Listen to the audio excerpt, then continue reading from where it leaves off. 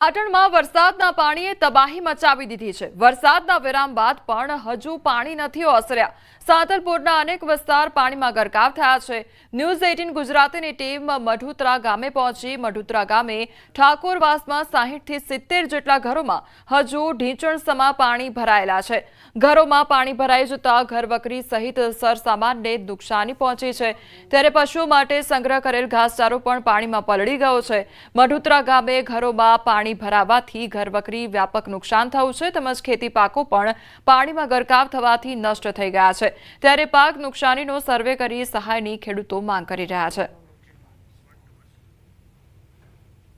સાંતલપુર તાલુકામાં વરસાદી વિરામ બાદ હજુ પણ કેટલાય ગામોમાં પાણી ઓસર્યા નથી। દ્રશ્યો હું તમને બતાવવા માંગીશ કે હજુ પણ ઘણા એવા ગામો છે જ્યાં ઘરોમાં પાણી ભર્યા છે। તેમને ઘરના વાસમાં પણ ઢીંચણસમા પાણી ભર્યા છે। દ્રશ્યો જે દેખાય છે તે મઢુતરા ગામના ઠાકોરવાસ વિસ્તારના છે જ્યાં 60 થી 70 મકાનો મઢુતરા ગામમાં જે નીચાણા છે તેવા છે જ્યાં હજુ પણ ઢીંચણસમા પાણી ભરી રહ્યા છે। લોકો ઘરવકરી બચાવવાનો પ્રયાસ કરી રહ્યા છે કે નુકસાન કંઈક ઓછું થાય, પરંતુ પાણીનો પ્રવાહ ગામ લોકો જણાવી રહ્યા છે તે મુજબ હજુ પણ ધીમે ધીમે ઉપરવાસનું જે પાણી આવે છે તેના કારણે પાણીનો પ્રવાહ જે ફ્લો છે તે વધી રહ્યો છે। વરસાદે તો વિરામ લીધો છે પરંતુ વરસાદી પાણી હજુ સુધી ગામમાં વધી રહ્યા છે, એટલે કે ગામ લોકો હજી ચિંતિત છે। મહત્ત્વની વાત છે કે નીચાણવાળા મોટા ભાગના લોકો હતા જે વૃદ્ધ, તેમને તો રેસ્ક્યુ કરીને ગામની શાળામાં રાખવામાં આવ્યા છે, પરંતુ ઘણા એવા લોકો છે કે પોતાનું ઘર મૂકી શક્યા નથી। મહત્ત્વની વાત છે કે મઢુતરા ગામમાં જે નીચાણા 60 થી 70 મકાનો છે તેના દ્રશ્યો હજુ પણ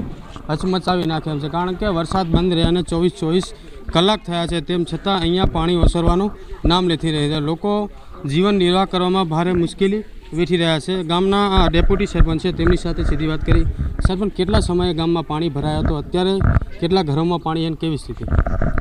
રાત્રે 12 વાગે અચાનક પાણી આવ્યું હતું। વરસાદ બંધ થઈ ગયેલો પણ ઉપરવાસમાં ડેમો તૂટ્યા તે ઓવરફ્લો થતાં અચાનક પાણી આવ્યું હતું અને અત્યારે 60 થી 70 ઘરમાં પાણી છે। 100 ઘરેમાં રાત્રે 12 વાગે પાણી આવેલું હતું અને લોકોને ખૂબ તકલીફ પડી હતી। સ્થાનિક આગેવાનો દ્વારા ઉપરવાળા વિસ્તારમાં લોકોને સ્થળાંતર કરવામાં આવ્યું હતું અને સ્કૂલમાં પણ સ્થળાંતર કરવામાં આવ્યું હતું, એટલે ખૂબ તકલીફ છે અને વીજ પુરવઠો પણ ખોરવાયેલો છે અને ખેતી પાકને પણ ખૂબ નુકસાન થયેલું છે। તો સરકારશ્રીને અમે નમ્ર વિનંતી છે કે તાત્કાલિક ધોરણે સર્વે કરી અને અમે લોકોને આર્થિક સહાય આપવામાં આવે। કેટલા મકાનો હજી સુધી એવા છે જ્યાં પાણી ભર્યો છે અને ઘરવકરીને કેવું નુકસાન? 60 થી 70 ઘરો જેવા છે કે જેમાં પાણી હજી કમર સુધી ભરેલા છે અને પાણી ઓછર્યું નથી અને હજી પણ પાણી ઉપરથી આવે છે, એટલે એ પાણીનો નિકાલ થાય એવી અમે વ્યવસ્થા કરી રહ્યા છીએ ગામ લોકો અને જિલ્લા વહીવટીતંત્ર દ્વારા।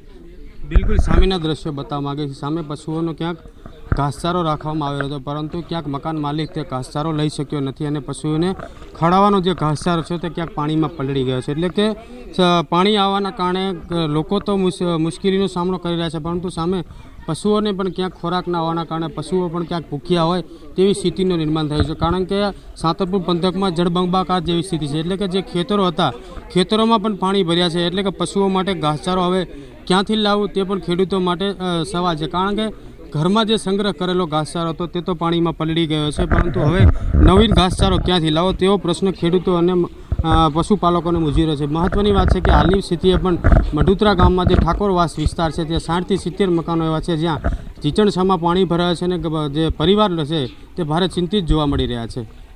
અશરફ ખાન, ન્યૂઝ 18, પાટણ।